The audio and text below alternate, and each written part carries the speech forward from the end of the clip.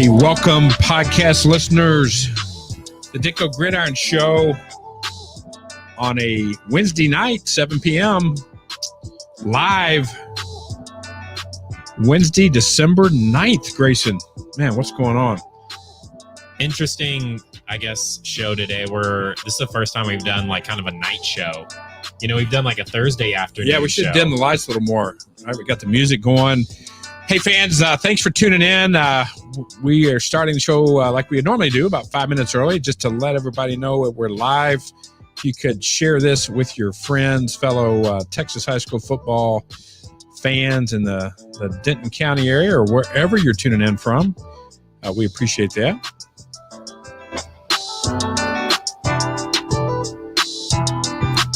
Got a little bit of a holiday vibe going, too. Happy holidays to everybody.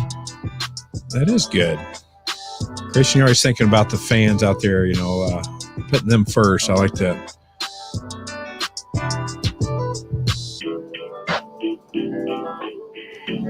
Yeah, I do want to bring up, we've started something.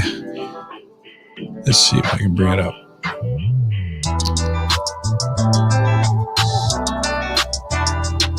We'll be talking 5A, 6A playoff action.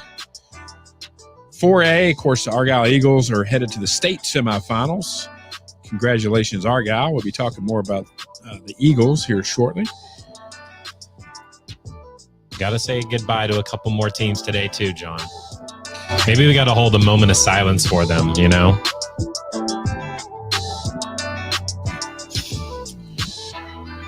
Got Sean McClary sitting at home tonight. Happy holidays. Thank you, Sean. Sean, we appreciate the dedication.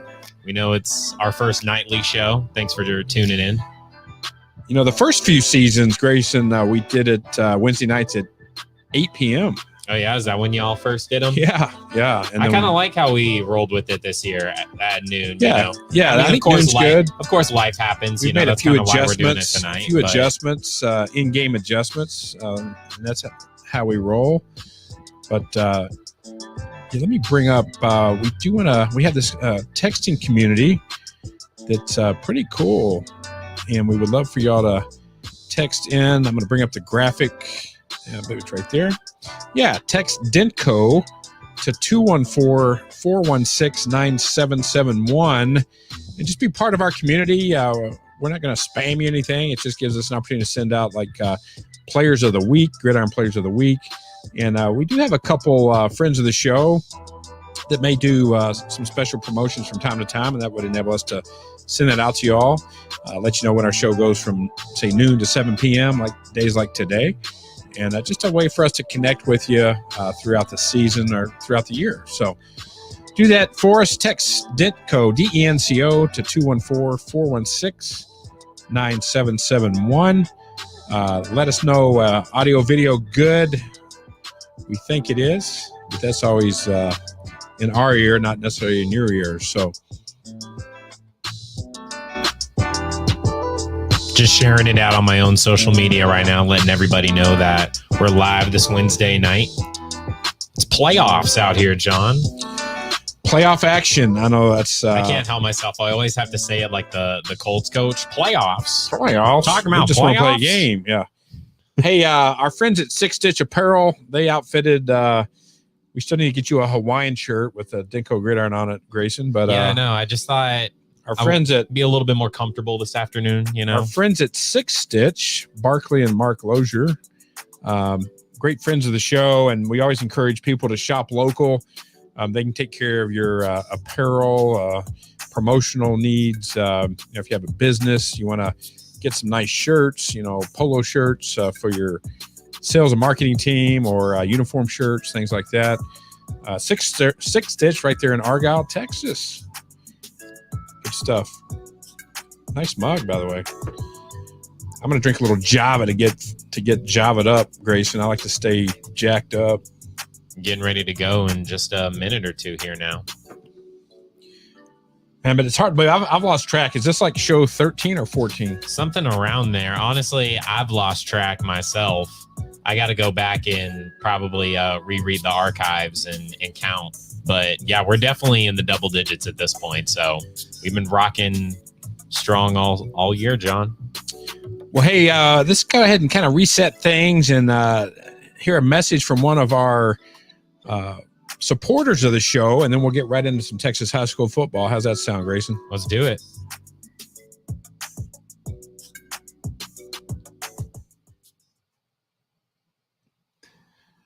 All right, we'll bring up Bud Bartley next. Knock that off.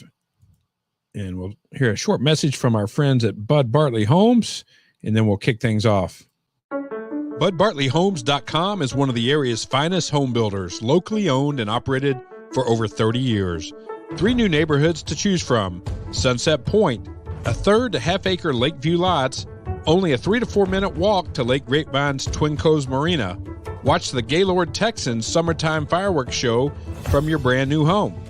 Low-maintenance single-story homes in Highland Village from the upper 400s, and 2-acre lots are available in Copper Canyon.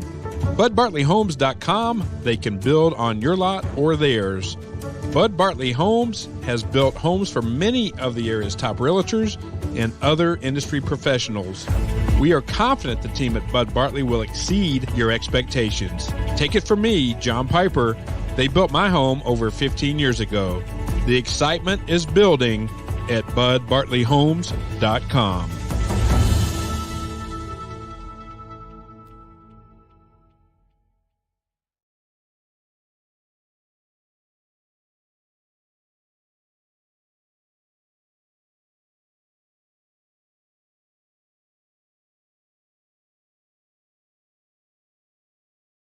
Yeah. I mean, they're locally owned and operated right there in Flower Mound, over 30 years experience, and they built my house. So we only work with folks we know, like, and trust, and Bud Bartley Homes, along with Marty Bees, are great friends of the show, and we appreciate you all season long. And we'll probably hear from Marty Bees here about mid-show. And why don't we go ahead and just jump right into the action here, John, with the Geyer Wildcats. I guess, like, we can kind of go over their situation real quick, because remember, they didn't play a game this last week. I guess they kind of had a bye week of sorts, sort of waiting. Yeah, kind of odd. I had a chance to visit with Coach Webb earlier this week, and just kind of the way it worked out. But it was kind of a blessing. Geyer, like a lot of the teams, have been banged up this season, so they got to get some players healthier. Then their game's not till Saturday, so that gives them an extra day or two. He said they could have played Thursday, but that would have given Capel a short week. And Coach Webb's the type of guy, he doesn't want to do any gamesmanship and give them an unfair advantage. So they should have a few more players back on Saturday this week, which will be beneficial to the Geyer Wildcats. Yeah, and I think that with the way that they've been playing offense recently, which is very run heavy, that can be a very bruising style of football even today, and especially with the way that Eli Stowers gets involved in that offense, I think it was really good for them to probably have this bye week, and much deserved. They've been really working hard all season. Yeah, Stowers has been running the ball really well. The Wildcats average 265 yards a game rushing. Of course, a lot of that's BJ Phillips, Eli Stowers. They've got a couple other folks that'll touch the rock, but Coach Webb wants to continue with that ground game. I mean, every Texas high school, every coach in America, period, if you can establish yourself with a run game, wear down the defense, it opens things up for your passing attack and other things. It keeps the defense spread out. So that'll be their plan. At least John Piper thinks so. And, that kind of leads into, they finally learned their matchup on Friday night was going to be Coppell, the Cowboys. And this is I think a better game than, Geyer was maybe expecting. I don't know if they were expecting a different opponent that maybe would be a little bit easier in the first round or not, but Coppell certainly brings a really solid group to the table. I've personally been able to keep track of them just with them being in District 6XA, the same with Louisville. I've kind of been keeping an eye on their season. They're 6-3 overall. Their only 3 losses are to some of the better teams in 6XA. They lost to Hebron, who I think put a really good defensive performance on the Cowboys in that loss there. They lost to Marcus, who obviously went undefeated in the regular season, the Marauders, who we also talk about on the show. And then they lost to Louisville as well. And I did not cover that game because I was out of town doing the state championships in Louisiana for some swimming. So I had a buddy of mine cover that game for me, but to my knowledge, from what I learned from those guys that called that game, Louisville just kind of overwhelmed them offensively. Well, Capel brings in one thing to note, Grayson, against the Flower Mound Jaguars, their last regular season game.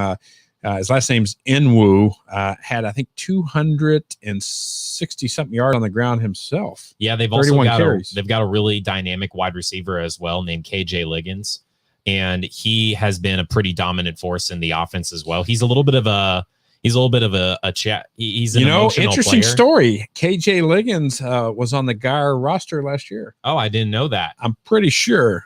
I should check that, but we don't bet here on the show. But KJ Liggins was on the Geyer roster last season and transferred to Capel. I believe he's a top 3 wide receiver in 6A in touchdowns. He's got a lot of touchdown receptions this year. He's a big threat in the red zone, especially for the Cowboys. So he's going to be a target, especially for that Geyer secondary, that short Deuce Harmon. So I'm sure Capel is happy about that. But KJ Liggins is definitely a force to be reckoned with in the pass game there as well for the Cowboys. So Geyer going to need to bring it defensively for both that run game and that pass game for Capel. Yeah, you mentioned Deuce Harmon. It's now public knowledge. I think he tweeted it out.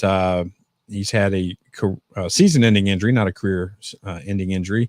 The Texas A&M commit, and does not look like he will be back for this postseason at all. And he tipped the cap. Deuce Harmon, a great high school season, but the Wildcat defense will miss him. But next man up. That's how it rolls. Coach Webb says he's got some players that he'll insert there, and they'll be hungry. I know that. Absolutely. It's a next man up situation, especially with the postseason now in the face of the Wildcats. And, you hate to see probably your best defensive player in Deuce Harmon go down, especially with the way that he was playing before he got hurt.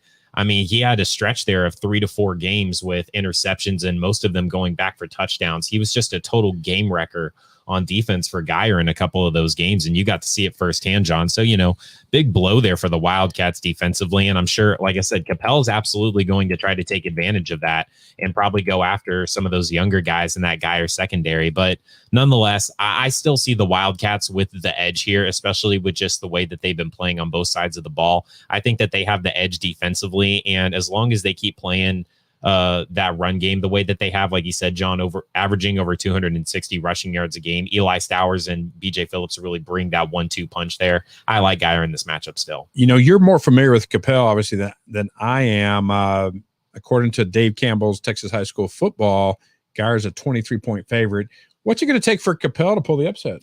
I think that it's just, and this is going to be a lot of matchups here in these early rounds. When you see upsets, it's mostly the favorite team making mistakes, John. And I think that that's really what it's gonna be for Geyer in this one. If they end up falling behind Capel in some way, I think that the Cowboys are probably gonna try to get some turnovers on them. Maybe if Geyer gets into penalty trouble, that can also really hold a team back. So, and the big plays, those momentum shifting plays, a goal line stand, a big turnover in the red zone, things like that. If Capel can steal some of the momentum in CH Collins from Geyer, I think that the Cowboys could certainly pull off the upset. It's not impossible, but Geyer's been a very efficient team, and they've done really well when they've made mistakes of overcoming them. Yeah, 1:00 kick at CH Collins. Should be a good crowd. 1:00, it enables everybody to get out there. Should be one of the bigger crowds of the entire season. I think Capel will bring a crowd. Geyer will bring a crowd, and should be a good ball game. But hey, next up, the Braswell Bengals. Yeah, and talk about a team that we unfortunately kind of have to say goodbye to for the time being. The Braswell Bengals, they took on the mighty Allen Eagles at home this past Friday night, and it was David Goliath. It always seems like it is when you're taking on Allen, and Braswell hung on with them for a decent amount. Even got off to a pretty quick start in it, and Allen eventually just pulls away 59-35, the loss there. So after Braswell loses this game, they go back to the locker room and they're basically praying that Prosper loses to McKinney Boyd in their final game of the regular season. Prosper was also in a do or die there, and the Eagles of Prosper barely pulled out the W against McKinney Boyd. 29-28 was the final score there. Oh, so wow. Literally 1 point held Braswell out of the playoffs this year. And I was following that. I was actually tuned in, with the live streaming going on due to COVID. I'm a fan, so I'm tuning in. I was watching that, and Braswell fought. I mean, they hung in there. Obviously Allen pulled it away in the second half, but Braswell has some talent. They'll be coming back. Coach Moore, first year in 6A, very respectable. Absolutely. And, had some opportunities.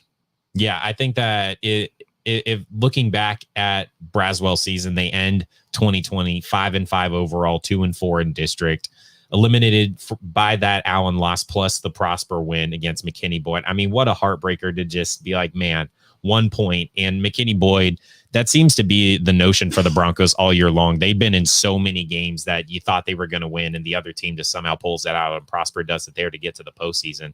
But overall, I mean, you got to remember, if you're a Braswell fan at all, this is your first year in 6A. And not only that, but you go into a district that's got the Denton Guyer Wildcats and the Allen Eagles in it. And that is a testament in itself, I feel like, for Braswell to enter 6A. Yeah, one of the toughest districts probably in the state. Totally. I mean, that district down there with like Westlake and Prosper had a great year. McKinney Boyd honestly had a really up year compared to how they played the last 2 seasons. So yeah, Braswell did not enter 6A in the easiest fashion at all. Crazy difficult schedule for their first year.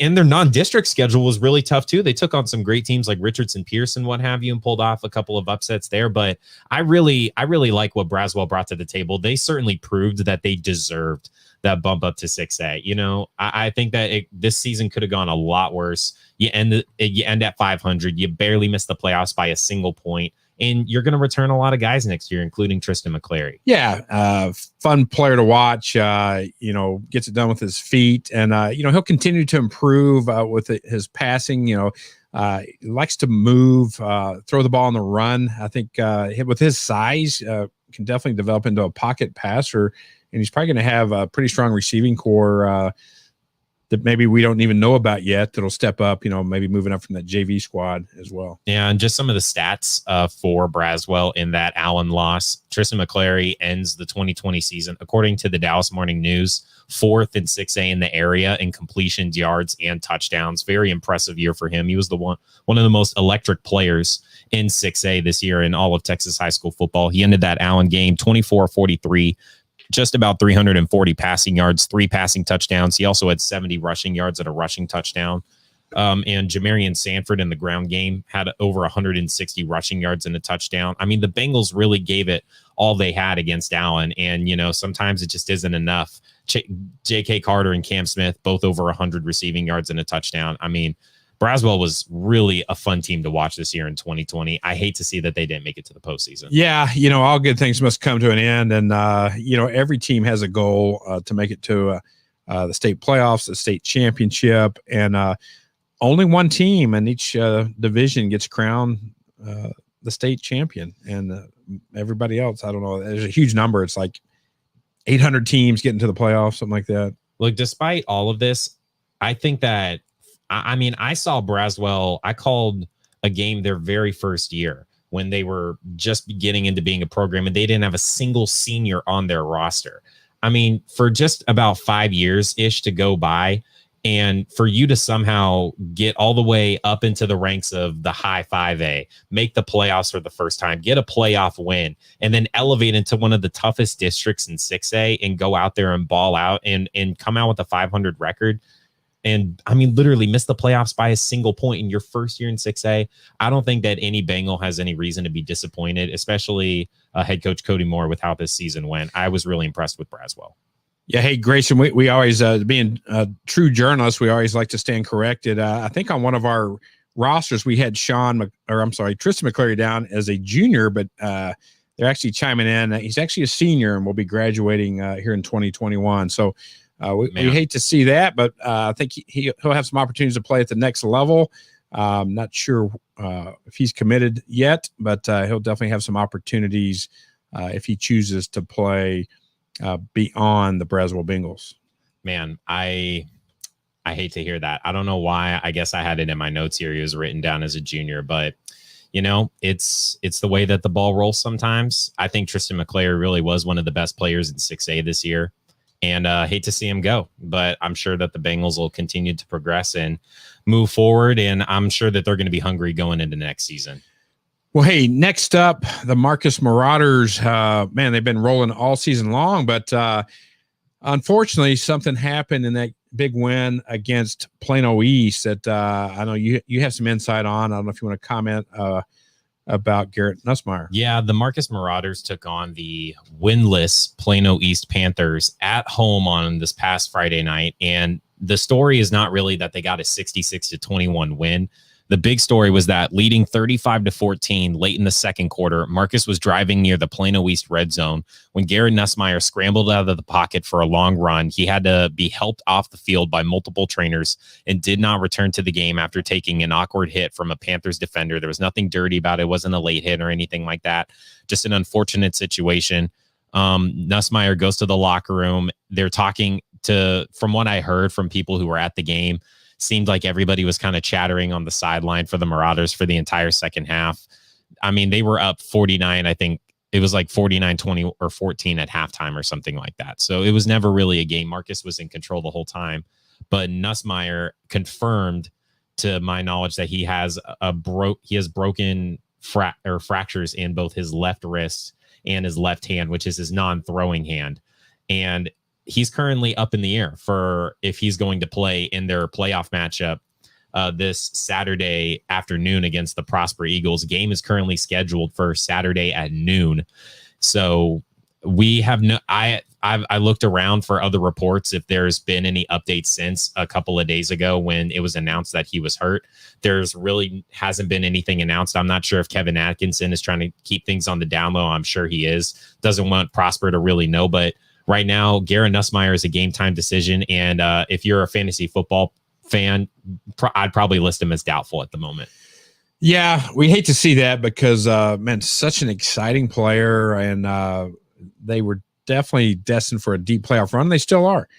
Sure. But boy, he is definitely the X factor that makes that offense go. So I don't have much insight into who the backup is there at Marcus. So it's another senior. His name's Jackson Warren. He stands actually, I think, an inch or two taller than Garrett Nussmeier. Wow. He's a real tall guy. Probably a very talented player. Would probably be a starter in most programs. Yeah, he came in that second half. I mean, obviously not knowing that he was going to play. He ended the night 4 of 9 for 68 yards, a touchdown and an interception for the Marauders. So obviously he's not the dynamic LSU commit SEC player that Garrett Nussmeier is, but can he, go out there and play some decent football and win a playoff game against Prosper? Yeah, I think he certainly could as the starting quarterback for Marcus, if you ask me. But that's mostly going to depend on the weapons around him in the offense. Guys like Gabe Espinoza, Tyler Schott, J. Michael Sturdivant, and Dallas Dudley are all going to have to step up at their respective positions. Gabe Espinoza certainly did that for Marcus in this one.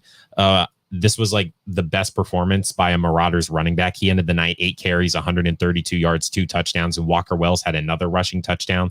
So I like that shift in the strategy by the Marauders offensively to get a little bit heavier in the run game there in the second half, and it worked well for them. I'm thinking they're probably going to do that as well against Prosper, but just because they don't have Garrett Nussmeier doesn't mean that this team wouldn't be in a good position here. I mean, he's not the only reason they went undefeated. They have a really good defense, really great receivers, really great running back. So the Marauders have a shot, no doubt, with or without Garrett Nussmeier. Dave Campbell's has Marcus as a 13-point favorite. I don't know if that came out before the injury news or that sounds like a with Garrett Nussmeier situation. To be honest with you, I would put it at less than a touchdown. I put it at like 6 points max if it's without Garrett Nussmeier, just because I don't know how well Jackson Warren is going to play in the spotlight here in a playoff game against a formidable opponent in the Prosper Eagles. I mean, they fought for a reason past McKinney Boyd this past Friday to get into the postseason. I'm scared if I'm a Marcus Marauders fan to an extent, because of the fact I don't know if Nussmeier is going to play or not. But if Nussmeier doesn't end up taking the field, I haven't completely lost hope. There's still a lot of talent on that Marauders roster. Kevin Atkinson is an excellent head coach. Marcus can still win that game without him. Well, hey, next up, unfortunately, another team we have to say goodbye to for the season, the Flower Mound Jaguars. They come up just on the short side of a couple games. we're missing a few things offensively and had a really strong defense, but they lose to the Capel team that we were talking about that'll be playing Geyer 51-28. And, it's always tough to say goodbye, especially a coach like Brian Basil, who does such a fantastic job there for the Flower Mound Jaguars. And, I had a chance to visit with him a little bit, Grayson, and he's already looking ahead. He's a very positive, optimistic guy, and already getting some people in their off-season workout and already planning for the future.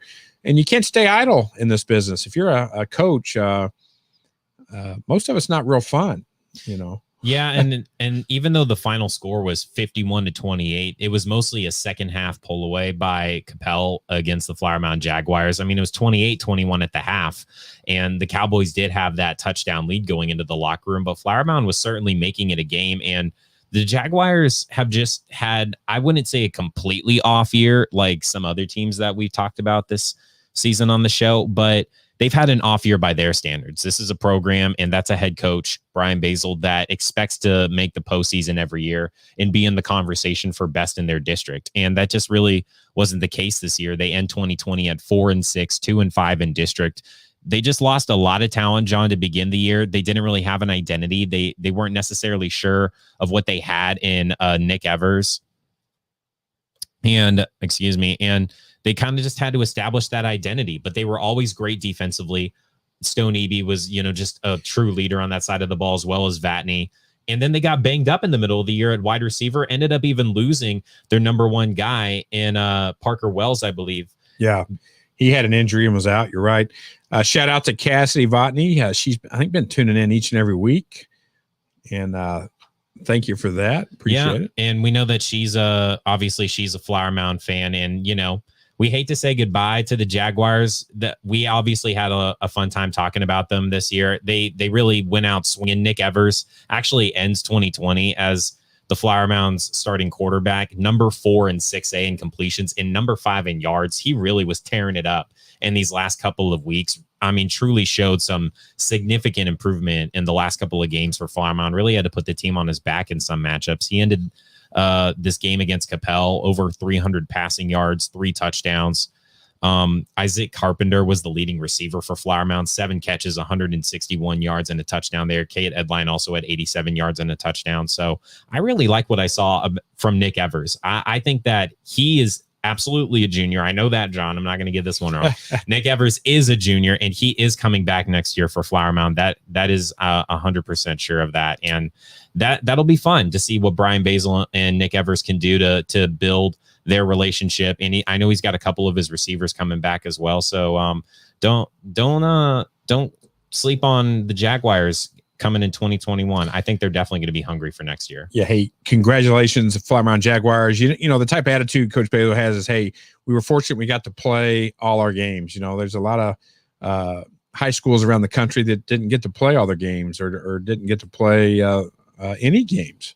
So great attitude, and I'm sure they'll be back strong next season, no doubt.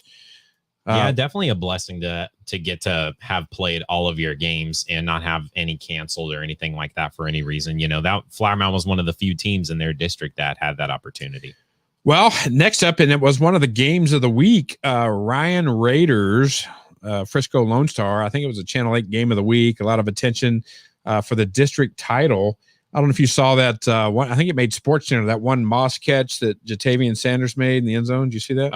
I didn't. It was a one-handed catch. It went, I think my hand was out of the screen there, but the ball was thrown into the end zone. He goes up with one hand, catches it, and just palms it. He didn't even take it in or anything. He just stuck it. Just kind of snagged it out made of the Sports air Center. right there. I'll have to send you the link, but man, we should have had the highlight to play on the show, man. Shame on me. That's on me, Grayson. 35-21, the final score there, nonetheless. Frisco Lone Star certainly gave the Raiders a little bit of a challenge there, but it seems like Ryan has really just caught a serious groove here in the second half, and no team has really stood up to them in that manner. Seth Hennigan, over 300 yards, multiple touchdowns, no picks. He also had a rushing touchdown in this one.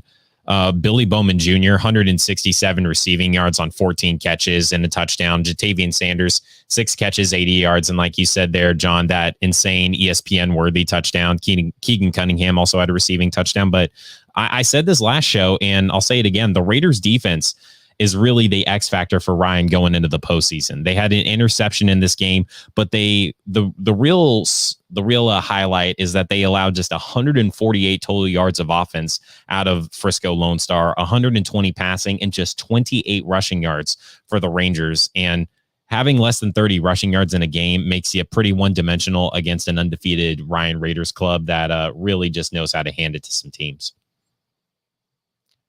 Yeah, great plan.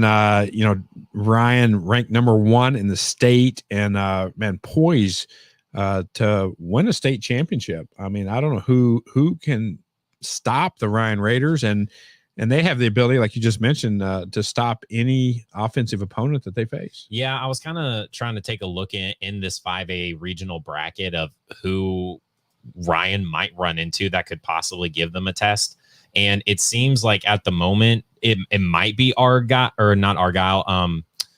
Aledo might be a little bit of a test for the Raiders at some point. I think they might run into Aledo at some maybe in the semifinals or something like that. But there doesn't seem to be a lot of competition for Ryan coming into the postseason. They've been on another level. They're 9-0 going in to the playoffs. And in the first round, they've got the Dallas Adams Cougars, who are 5-4 overall. I don't know too much about this team. I don't know any of the teams that they play. They play a lot of Carrollton and Dallas programs, and I don't really cover that area too often. But honestly, with the way that the Raiders have been playing, I don't think it matters too much. I expect Ryan to breeze here in this first round. Well, according to our friends at Dave Campbell's Texas Football, Ryan is a 55-point favorite. Double nickels there, yeah, Jason. Wow. I mean, I don't know how you come up with a 55-point favorite, but and honestly, Ryan hasn't really been blowing. Like, they don't really run up the score like that. They'll put their backups in when the time comes, or they'll slow things down, and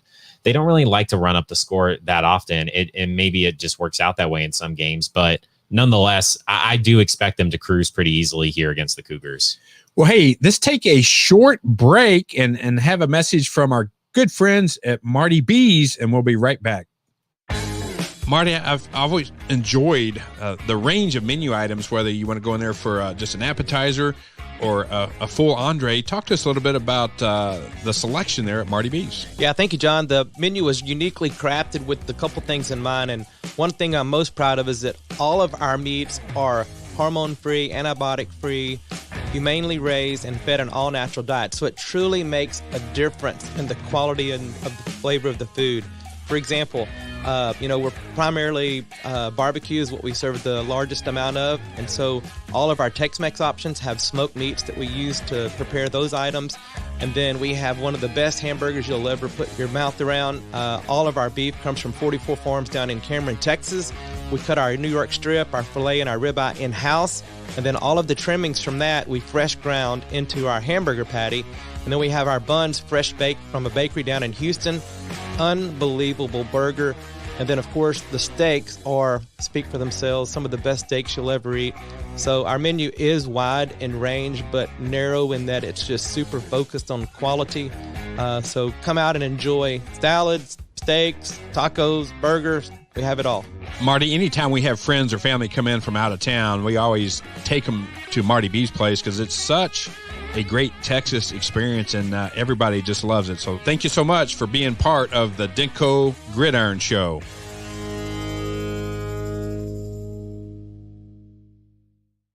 I was just telling my fiance, I'm like, man, we still have our gift card. Tonight would have been a good night to be out there. It's a beautiful night. Big outdoor area, those nice fire pits and stuff. So we want to go try their steaks too. We've tried their barbecue and stuff. We haven't had the opportunity to try their steaks yet. So we want to go out and try some Marty B steaks. But that's part of our Shop Local. Marty B's is a local restaurant group, and Shop Local right there in Bartonville.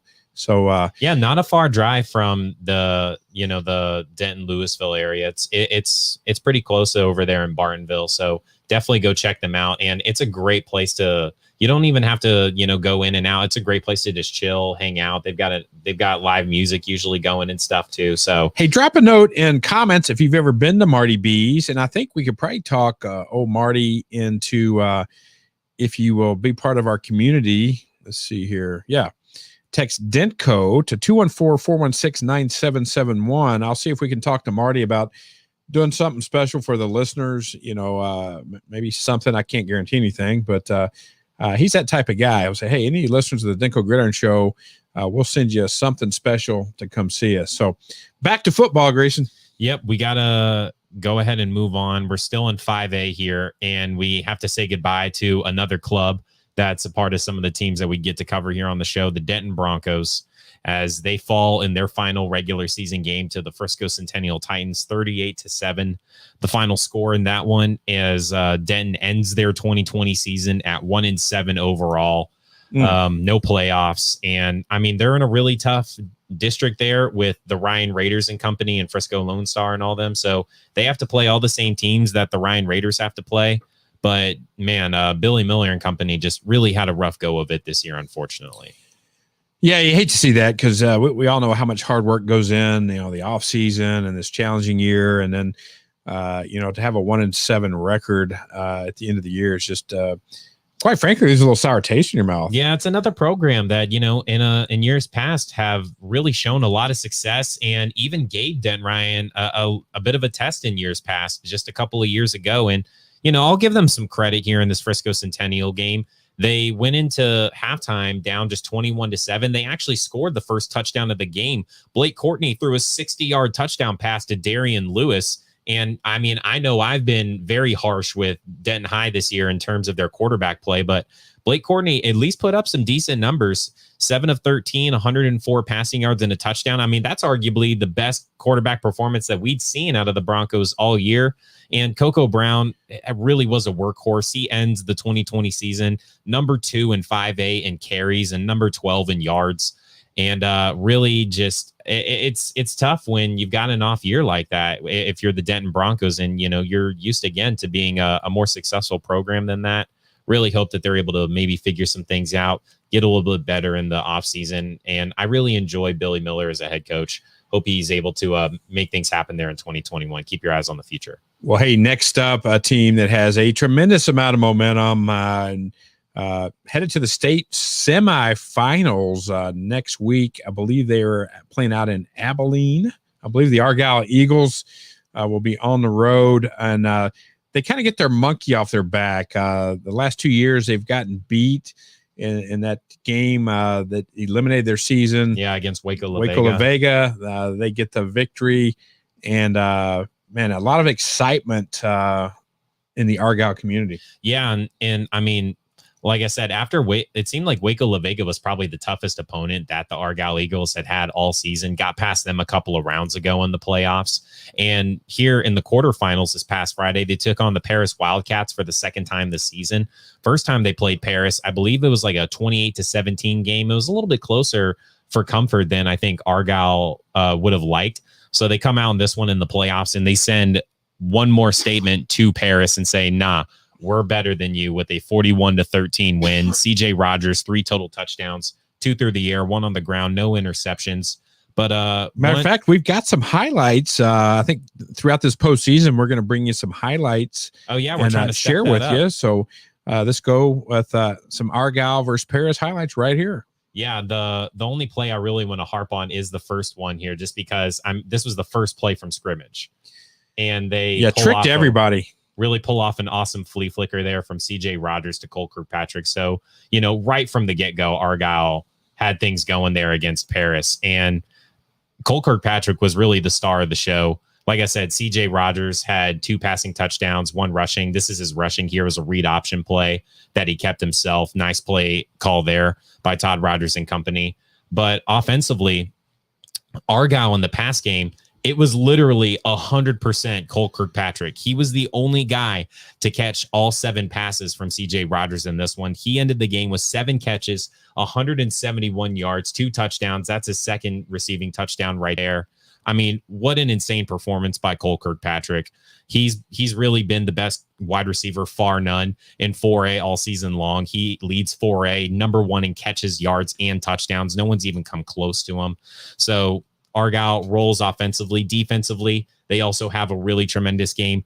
2 fumbles. They allow just 67 total yards passing. So that Eagles defense also really showed Paris what's up, who were able to keep up with them a little bit more in their regular season matchup. But man, what a great performance by Argyle. And they're getting it done on the defensive side too. A scrappy bunch. I mean, I was watching this one on the live stream as well. And man, Argyle's playing well. One thing to note, Tito Bice has been a little banged up, obviously, early in the season.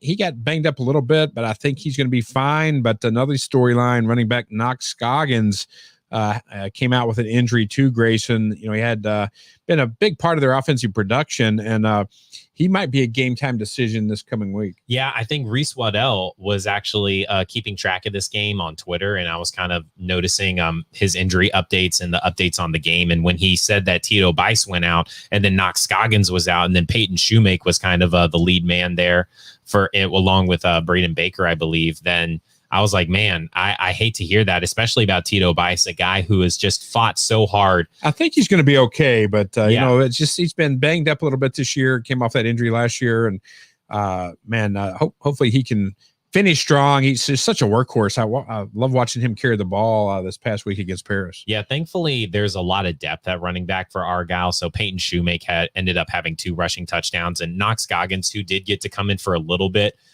for Tito Bice before he ended up going down too, ended the game with 91 rushing yards and a touchdown. So thankfully the Eagles are incredibly deep at running back and really have a lot of talent there. So, you know, you hate to see it if Tito Bice got a little banged up there. Hopefully, like you said, he should be fine for their next matchup. But let's go ahead and talk about that next matchup in the 4A state semifinals, John. They're taking on the Canyon Eagles. Do you know anything about this club by chance? You know, a lot of those West Texas teams, you know, they're out. Canyon is up there northwest of Wichita Falls. It's pretty good ways out there, if I've got my geography correct. But to answer your question, I do not. They're 13-1 overall. And I don't really, like you said, I'm not super familiar with the West Texas schools out there either.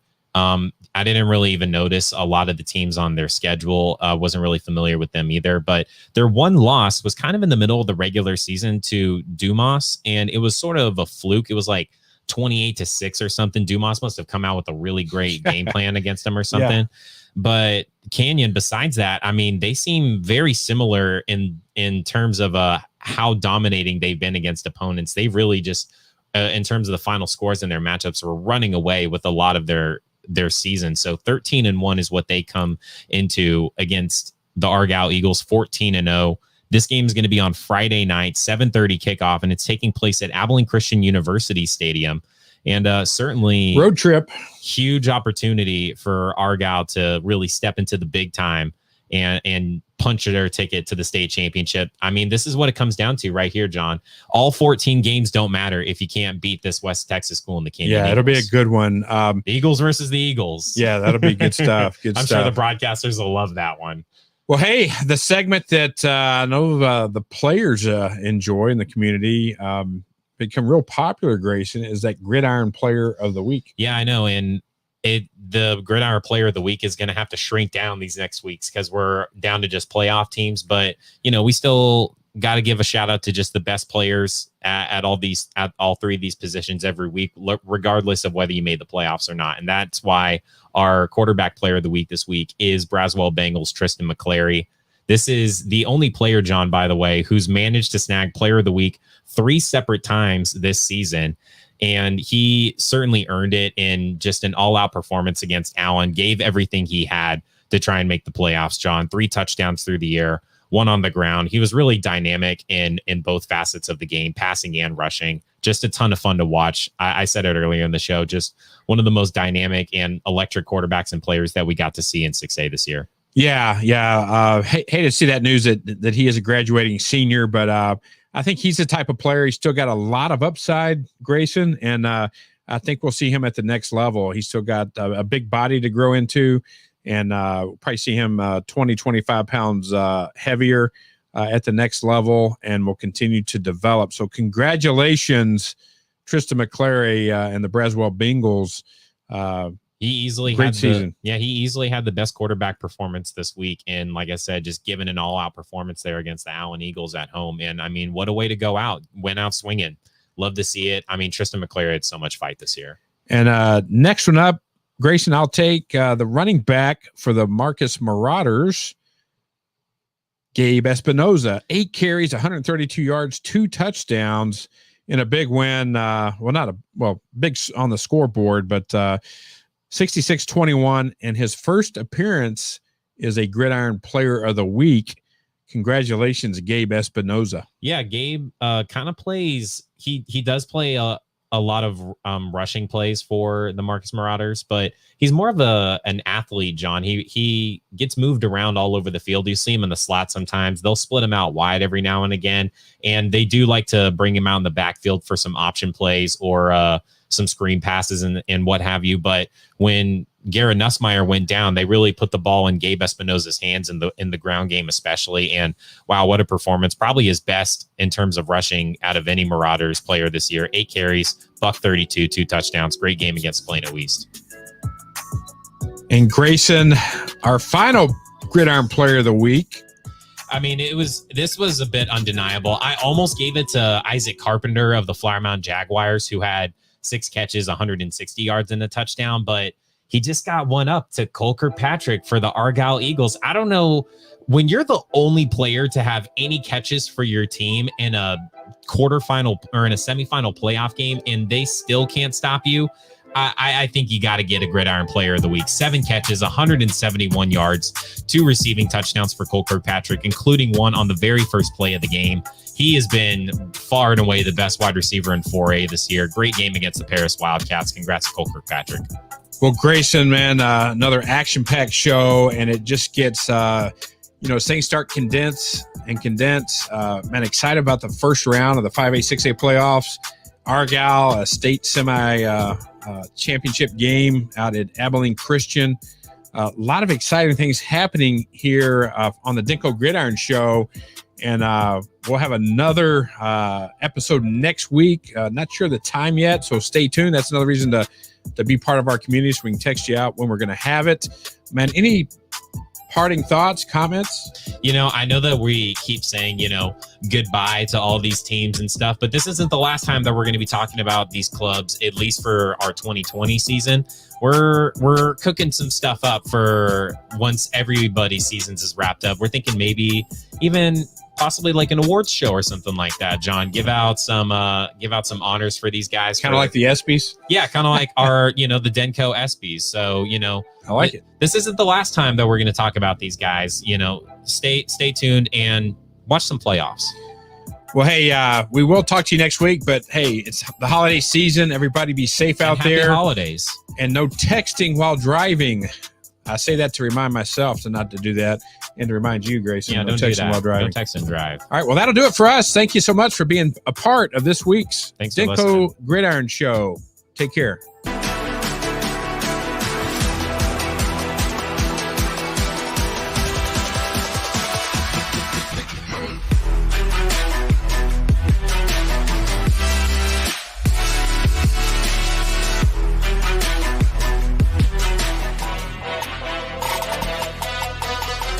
Hey, I'm Mike Ducey from Fox 4. Make sure to tune in to the Denko Gridiron Show.